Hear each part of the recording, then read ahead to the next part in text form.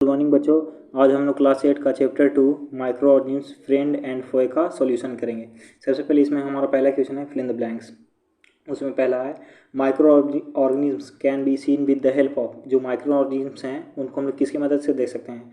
तो माइक्रोस्कोप की मदद से हम लोग देख सकते हैं। अब हमारा दूसरा क्वेश्चन है blue green algae fix blank directly from air to enhance fertility of the soil. जो ब्लू ग्रीन एल्गी है वो डायरेक्ट एयर से क्या चीज़ फिक्स करती है सॉइल में, ताकि हमारा जो सॉइल का फर्टिलिटी है वो बढ़ जाए। तो वो है नाइट्रोजन को फिक्स करती है ब्लू ग्रीन एल्गी। हमारा तीसरा क्वेश्चन है alcohol is produce with the help of. Alcohol है जो किसकी मदद से प्रोड्यूस होता है, किसकी मदद से बनता है? तो वो है ईस्ट की मदद से हमारा बनता है। हमारा चौथा क्वेश्चन है कॉलरा इज कॉज्ड बाय। जो कॉलरा है वो किसके कारण होता है? तो वो बैक्टीरिया के कारण होता है। अब हमारा दूसरा क्वेश्चन है टेक द करेक्ट आंसर। यहाँ पे हम लोग को मल्टीपल चॉइस क्वेश्चन मिला है जिसमें हम लोग को बनाना है। सबसे पहला क्वेश्चन है east is used in the production of. East का यूज होता है किसके प्रोडक्शन में? तो अल्कोहल के प्रोडक्शन में। किसके प्रोडक्शन में? अल्कोहल के प्रोडक्शन में। The following is an antibiotic. इनमें से कौन है जो एंटीबायोटिक है? सोडियम बाइकार्बोनेट नहीं है, अल्कोहल नहीं है, ईस्ट नहीं है, तो स्ट्रेप्टोमाइसिन होगा। स्ट्रेप्टोमाइसिन होगा। स्ट्रेप्टोमाइसिन। अब हमारा तीसरा क्वेश्चन है carrier of the male malaria causing protozoa is. जो कैरियर है मलेरिया कॉजिंग प्रोटोजोआ का वो कौन है? Female Anopheles mosquito. Female Anopheles mosquito. हमारा चौथा क्वेश्चन है the most common carrier of the communicable disease. जो सबसे कॉमन कैरियर है कम्युनिकेबल डिजीज का वो कौन होगा? एंड है, हाउस फ्लाई है, ड्रैगन फ्लाई है और स्पाइडर है। तो इसमें होगा हाउस फ्लाई। हमारा हाउस फ्लाई सबसे ज़्यादा कम्युनिकेबल डिजीज को कैरी करता है। द ब्रेड और द इडली ड्रॉट राइज बिकॉज ऑफ। जो ब्रेड और इडली है वो फूलता क्यों है, किसके कारण फूलता है? तो वो होगा हमारा growth of yeast cell. Yeast के कारण, ईस्ट के ग्रोथ होने के कारण। और हमारा अगला क्वेश्चन है the process of conservation of sugar into alcohol is called. जो शुगर का कंजर्वेशन होता है, शुगर को अल्कोहल में बदला जाता है, वो किसके माध्यम से बदला जाता है? तो नाइट्रोजन फिक्सेशन से होता है, या मोल्डिंग से होता है, या फर्मेंटेशन से होता है, या इन्फेक्शन से होता है। तो वो होता है फर्मेंटेशन से। किससे होगा? फर्मेंटेशन से। अब हमारा तीसरा क्वेश्चन है match the organisms in the column A with their action in the column B. तो हम लोग को ऑर्गेनिजम्स को मैच करना है, कॉलम ए के ऑर्गेनिजम्स को कॉलम बी के उनके एक्शन से मैच करना है। तो सबसे पहले बैक्टीरिया क्या करता है? तो कॉजिंग कॉलरा, बैक्टीरिया से कॉलरा होता है। राइजोबियम क्या चीज़ करता है? तो फिक्सेसिंग नाइट्रोजन। राइजोबियम है जो लिग्नस प्लांट्स के जड़ों के पास होता है, जो एयर से नाइट्रोजन को सॉइल में फिक्स करता है। लैक्टोबैसिलस बैक्टीरिया क्या होता है? ये एक बैक्टीरिया होता है जो हमारे यहाँ दही को जमाने में मदद करता है, सेटिंग द कर्ड। ईस्ट क्या करता है? तो वो बेकिंग ऑफ ब्रेड को बनाने में मदद करता है। अब प्रोटोजोआ क्या चीज़ है? तो कॉजिंग मलेरिया। प्रोटोजोआ है जो मलेरिया होने का कारण, प्रोटोजोआ से ही मलेरिया होता है। वायरस कॉजिंग एड्स, वायरस से एड्स होता है। अब हमारा चौथा क्वेश्चन है can micro organisms be seen with the necked I? If know how can they be seen. वो रहा है कि क्या माइक्रो ऑर्गेनिजम्स हमारे आंखों से डायरेक्ट हम लोग देख सकते हैं? अगर नहीं तो किसके मदद से फिर देख सकते हैं? तो हम लोग इसका सॉल्यूशन करते हैं। Microorganisms are very small to be seen through naked eye. Microorganisms हैं जो बहुत छोटे होते हैं, बहुत छोटे जीव होते हैं, जिसके कारण वो हमें डायरेक्ट नहीं दिख पाते हैं, हमारे डायरेक्ट आंखों से नहीं दिख पाते हैं। They can be seen with the help of a microscope और द मैग्नीफाइंग ग्लास। ये लोग को, माइक्रो ऑर्गेनिज्म्स को हम लोग मैग्नीफाइंग ग्लास और माइक्रोस्कोप के मदद से देख सकते हैं माइक्रो ऑर्गेनिज्म्स को। जैसे एग्जाम्पल में हो गया फंगस हो गया that grow on the bread. Fungus को हम लोग देख सकते हैं माइक्रोस्कोप की मदद से, जो ब्रेड पे उग जाता है। हमारा पांचवा क्वेश्चन है write what are the major group of micro organisms. हम लोग को बताना है कि कौन है जो माइक्रो ऑर्गेनिज्म्स के ग्रुप्स हैं। 5 को बताना है हम लोग को। तो बोल रहा है there are 5 major groups of micro organisms. कितने मेजर ग्रुप्स हैं माइक्रो ऑर्गेनिज्म्स के? तो 5 हुए हैं। सबसे पहला आता है bacteria they are single cell disease causing micro organisms. ये एक सेल से बने हुए थे और ये बीमारी पैदा करते हैं, बीमारी पैदा करने वाले माइक्रो ऑर्गेनिज्म्स होते हैं। दे कैन बी स्पायरल और रूट शेप। ये लोग का जो आकार होता है जो कैस किस प्रकार का होता है, तो स्पाइरल होता है, नहीं तो रोड शेप में होता है। अब हमारा अगला है फंगी। फंगी भी एक माइक्रो ऑर्गेनिज्म है जो डिजीज कॉज करता है। They are mostly multicellular disease causing microbes. ये multicellular disease causing microorganisms होते हैं। ये एक सेल से ज़्यादा से बने हुए होते हैं। Bread moulds are common example of fungi. जो ब्रेड मोल्ड है वो कॉमन एग्जाम्पल है फंगी का। अब हमारा अगला है प्रोटोजोआ। प्रोटोजोआ क्या होता है, तो they mainly includes the organism such as amoeba plasmodium. Protozoa ऐसे ऑर्गेनिज्म होते हैं जिसमें अमीबा और प्लाज्मोडियम आ जाते हैं। दे कैन बी यूनिसेलुलर और मल्टी सेलुलर। और प्रोटोजोआ यूनिसेलुलर भी हो सकते हैं और मल्टी सेलुलर भी हो सकते हैं, जैसे कि अमीबा यूनिसेलुलर है और प्लाज्मोडियम मल्टी सेलुलर है। अब हमारा अगला आता है virus. Virus are disease causing micro organisms that reproduce only inside the host organism. Virus एक डिजीज कॉजिंग बीमारी पैदा करने वाला माइक्रो ऑर्गेनिज्म है जो सिर्फ किसके अंदर रिप्रोड्यूस होता है, किसी होस्ट के अंदर, मतलब जिसमें वो प्रवेश किया है जिस ऑर्गेनिज्म में, उसी के अंदर वो रिप्रोड्यूस करेगा, बाहर में नहीं। अब हमारा अगला आता है algae. They includes multicellular photosynthetic organism such as spirogyra chlamydomonas. ये जो एल्गी है एक मल्टी सेलुलर ऑर्गेनिज्म है और ये फोटोसिंथेटिक ऑर्गेनिज्म ही है जिसमें स्पायरोगारा और क्लाइमोडोनास आता है। अब हम लोग अपना अगला क्वेश्चन देखते हैं। Name the micro organism which can fix atmospheric nitrogen into the soil. हम लोग को ऐसा माइक्रो ऑर्गेनिज्म का नाम बताना है जो एटमॉस्फेरिक नाइट्रोजन को फिक्स करता है सॉइल में। तो इसका आंसर हम लोग देखते हैं। Bacteria such as rhizobium and the certain blue green algae present in the soil can fix atmospheric nitrogen and convert into usable nitrogen compound, nitrogenous compound.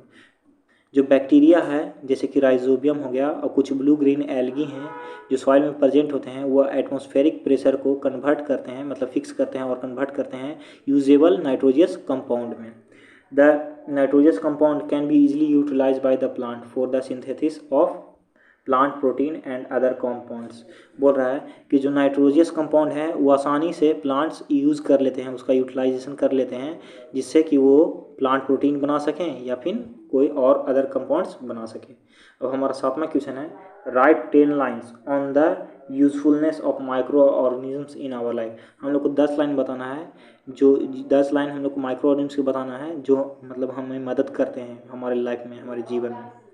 तो micro organism are too small to be seen through the naked eye. जो micro organism होते हैं वो इतने छोटे होते हैं कि वो लोग हम लोग के डायरेक्ट आंखों से नहीं दिख सकते हैं। However they are useful to plant and the environment. लेकिन तब पर भी ये लोग प्लांट और इन्वायरमेंट के लिए बहुत ही यूज़फुल और ऑर्गेनिजम्स के लिए बहुत ही यूज़फुल होते हैं। तो हम लोग देखते हैं इनका importance of micro organism. They are used in the wine making, baking, pickling and the other food making process. ये जो है माइक्रो ऑर्गेनिज्म्स का इस्तेमाल हम लोग बहुत सारी चीज़ों में करते हैं, जैसे वाइन मेकिंग, वाइन बनाते समय, बेकिंग, फिर पिकलिंग और बहुत सारा फूड प्रोसेस में। और हमारा दूसरा है alcoholic fermentation by the yeast is widely used in the preparation of wine and the bread। जो अल्कोहलिक फर्मेंटेशन है जो कौन करता है, ईस्ट करता है। ईस्ट भी एक माइक्रो ऑर्गेनिज्म है जो जिसका इस्तेमाल हम लोग वाइन और ब्रेड को बनाने में करते हैं। Bacterium lactobacillus promotes the formation of curd. जो एक लैक्टोबैसिलस नाम का एक बैक्टीरिया है जो दूध से दही बनाने में मदद करता है। अब हमारा अगला तीसरा लाइन है। East reproduce rapidly and produce carbon dioxide during the respiration. East जो है वो बहुत जल्दी रिप्रोड्यूस करता है और कार्बन डाइऑक्साइड प्रोड्यूस करता है कब, रिस्पायरेशन के समय। Bubbles of the gas filled the ड्रॉट एंड इंक्रीज इट्स वॉल्यूम। जो बबल्स होते हैं गैस के वो जो किसी भी चीज़ का वॉल्यूम बढ़ा देते हैं, उस डॉट्स को भर देते हैं, खाली जगह को भर देते हैं। Microbes are use to reduce the air pollution. Microbes का इस्तेमाल हम लोग एयर पोल्यूशन को कम करने के लिए भी करते हैं। For example decomposers such as bacteria and fungi break down the dead body and excreta to form the inorganic compound which can be absorbed by the plant. बोल रहा है कि जो माइक्रो ऑर्गेनिम्स है जैसे कि डिकम्पोजर्स और जिसमें आ जाते हैं बैक्टीरिया और फंगी, वो डेड बॉडीज़ या फिर एनिमल एक्सक्रीटा को सिंपल कंपाउंड में, इनऑर्गेनिक कंपाउंड में ब्रेक डाउन कर देते हैं जो प्लांट्स द्वारा आसानी से यूज़ कर लिया जाता है। और सॉरी, पाँचवा क्वेश्चन बोल रहे हैं, पाँचवा line, they are use to increase the soil fertility by fixing the atmospheric nitrogen with the help of bacterium, rhizobium and the some other blue green algae. हम लोग माइक्रो ऑर्गेनिम्स का इस्तेमाल करते हैं सॉइल की फर्टिलिटी को बढ़ाने के लिए और एटमॉस्फेरिक नाइट्रोजन को फिक्स करने के लिए सॉइल में, जैसे कि ब्लू ग्रीन एल्गी मदद करता है और राइजोबियम मदद करता है। ये माइक्रो ऑर्गेनिम्स हैं। अब हम लोग अपना छठा पॉइंट पे चलते हैं। Micro organisms also play an important role in the preparation of medicine. Micro organisms हैं वो बहुत ही महत्वपूर्ण भूमिका निभाते हैं दवाइयों को बनाने में। Antibiotics are the chemicals produced by the micro organisms to kill the bacteria. Antibiotics हैं वो एक केमिकल है एंटीबायोटिक जो किसके प्रोड्यूस होता है, माइक्रो ऑर्गेनिम्स से प्रोड्यूस होता है ताकि बैक्टीरिया को किल किया जा सके। जैसे कि streptomycin for example is an antibiotic. जो सेट्रोमाइसिन है वो एक एंटीबायोटिक का एग्जाम्पल है।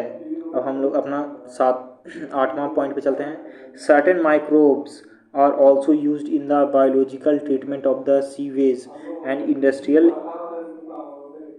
इफ्लुएंट्स। कुछ खास तरह के माइक्रो ऑर्गेनिम्स का इस्तेमाल करके हम लोग बायोलॉजिकल ट्रीटमेंट भी करते हैं, जैसे कि सीवर ट्रीटमेंट में सीवर से जो वेस्ट वाटर आते हैं उसको ट्रीटमेंट करने के लिए, और इंडस्ट्री से जो कचरे उचड़े आते हैं उसको ट्रीटमेंट के लिए, इंडस्ट्री से गंदे पानी आते हैं। अब हम लोग अपना 9वां पॉइंट पे चलते हैं। Antibiotics are use to control many plant disease. Antibiotics का इस्तेमाल करके हम लोग बहुत सारे प्लांट डिजीज़ को होने से रोक सकते हैं। एंटीबायोटिक्स, हम लोग 10वां point, antibiotics are mixed with the feed of livestock and poultry to check microorganisms infection in the animals. जो एंटीबायोटिक्स है वो हमारे लाइव स्टॉक के साथ मिला दिए जाते हैं ताकि हम लोग पता कर सकें पोल्ट्री में, ताकि पता कर सकें कि कोई भी चिक को, मतलब कोई भी ऑर्गेनिज्म हो उसको इन्फेक्शन तो नहीं ना हुआ है उसके लिए। अब हम लोग अपना 8वां क्वेश्चन देखते हैं। Right a short paragraph on the harmful effect of micro organisms. अब हम लोग को यहाँ पे देखना है कि हम लोग शॉर्ट पैराग्राफ लिखना है harmful effect of micro organisms के बारे में। तो हम लोग देखते हैं harmful effect of micro organisms के बारे में। Many micro organisms cause disease in the animals which are called pathogenic micro organisms. बहुत सारे माइक्रो ऑर्गेनिम्स हैं जो एनिमल्स में बीमारियां पैदा करते हैं जिनको पैथोजेनिक माइक्रो ऑर्गेनिम्स कहा जाता है। For example in human bacteria cause disease such as tuberculosis, cholera, typhoid, etc। जो इंसानों में जो बैक्टीरिया से होने वाली बीमारी है वो कौन कौन से हैं? ट्यूबरक्लोसिस है, कॉलरा है और टाइफाइड है। हम लोग दूसरा पॉइंट देखते हैं। In cattle the foot and the moth disease is caused by a virus. और वही कैटल्स में, पशुओं में फुट और मॉथ डिजीज किसके द्वारा होते हैं? तो वायरस द्वारा होते हैं। Also several micro organisms cause disease in plants. और बहुत सारे माइक्रो ऑर्गेनिम्स हैं जो प्लांट्स में भी बीमारी को पैदा करते हैं। For example the productivity of beet, orange, apple, etc is reduce due to the microbial disease in the plant. जो जैसे कि एग्जाम्पल में वीट, ऑरेंज और एप्पल का जो प्रोडक्टिविटी है वो कम हो जाता है माइक्रोबल डिजीज़ के कारण। अब हम लोग अपना अगला चौथा पॉइंट देखते हैं। Certain microbes on entering into our body produce toxic substance. कुछ माइक्रो ऑर्गेनिम्स ऐसे हैं जो हमारे बॉडी में जैसे ही घुसते हैं तैसे ही कुछ टॉक्सिक सब्सटेंस को प्रोड्यूस करते हैं। These leads to food poisoning, जिसके कारण हमें फूड पॉइजनिंग होता है। Some micro organisms such as fungus spoil our food. कुछ माइक्रो ऑर्गेनिम्स हैं जैसे कि फंगस, वो हमारे भोजन को बर्बाद करते हैं। For example bread when left unused under moist condition get spoiled by the fungus producing a white cotton like the growth on the bread। वो रहा है कि जब ब्रेड को हम लोग ऐसे ही छोड़ देते हैं अनयूज्ड किसी मॉइस्ट जगह पे, तो वहाँ पे फंगस उसके ऊपर ग्रो होने लगता है और वो एक कॉटन के जैसा ग्रोथ होता है ब्रेड के ऊपर में वाइट कलर का। तो ये हो गया, हम लोग देख लिए अभी harmful effect of micro organisms के बारे में। अब हम लोग अपना 9वां क्वेश्चन देखते हैं। व्हाट आर एंटीबायोटिक्स, एंटीबायोटिक्स क्या चीज़ होते हैं, what precautions must be taken while taking the antibiotics, और जब हम लोग एंटीबायोटिक्स ले रहे हैं तो उसमें हम लोग को क्या किस किस चीज़ों का ध्यान रखना चाहिए। Antibiotics are the medicine produced by certain micro organisms to kill other disease causing micro organisms. Antibiotics medicine होते हैं, दवाइयाँ होते हैं जिसको हम लोग लेते हैं ताकि कुछ खास तरह के सॉरी एंटीबायोटिक्स मेडिसिन होते हैं जो कुछ खास तरह के माइक्रो ऑर्गेनिम्स को किल करने के लिए बनते हैं, और ये भी एक माइक्रो ऑर्गेनिम्स ही होते हैं। These medicine are commonly obtain from the bacteria and fungi. ये जो माइक्रो ऑर्गेनिम्स सॉरी ये जो मेडिसिन है एंटीबायोटिक्स, ये हम लोग को कहाँ से मिलता है, तो माइक्रो ऑर्गेनिम्स से मिलता है, जैसे कि बैक्टीरिया और फंगी से, जैसे पेनिसिलिन हो गया, ETC are the common antibiotics. यहाँ पे कुछ और एंटीबायोटिक्स देखे हैं। Precautions to be taken while using the antibiotics, यहाँ पे हम लोग को प्रिकॉशन क्या लेना है, क्या सतर्कता बरतनी है एंटीबायोटिक्स को लेते समय। Antibiotics should be taken under the supervision of well qualified doctor. Antibiotics का इस्तेमाल हम लोग को वेल क्वालिफाइड डॉक्टर के कहने पे ही करना है, अपने मन से नहीं करना है, क्योंकि वो हमारे लिए डेंजरस हो सकते हैं। Intake of antibiotics should be completed as per the prescription given by the doctor, और जो एंटीबायोटिक्स हम लोग लेते हैं वो डॉक्टर के जो प्रिस्क्रिप्शन है, जितना दिन तक हम लोग को बोला है लेने के लिए उतना दिन तक हम लोग को लेना ही है, बीच में छोड़ना नहीं है। हमारा तीसरा पॉइंट है antibiotics should be taken in the right amount and at the right time. Antibiotics और बोला है कि जो एंटीबायोटिक्स है उसको हम लोग सही समय में और सही मात्रा में लेना चाहिए। A wrong dose of antibiotics makes the drug ineffective. अगर हम लोग रॉन्ग डोज लेंगे, मतलब सही डोज नहीं लेंगे हम लोग एंटीबायोटिक का, तो वो ड्रग्स जो होते हैं एंटीबायोटिक में उसको इनइफेक्टिव कर देंगे। Also excessive consumption of the drug may kill the useful bacteria present in our body. और अगर हम लोग एंटीबायोटिक्स का कंजम्पशन अगर हम लोग ज़्यादा करेंगे तो जो ड्रग्स होगा वो हमारे अंदर में कुछ यूजफुल बैक्टीरिया को भी मार देगा हमारे बॉडी के अंदर में। तो हमारा आज ये क्लास 8 का चैप्टर 2 समाप्त हो गया। धन्यवाद।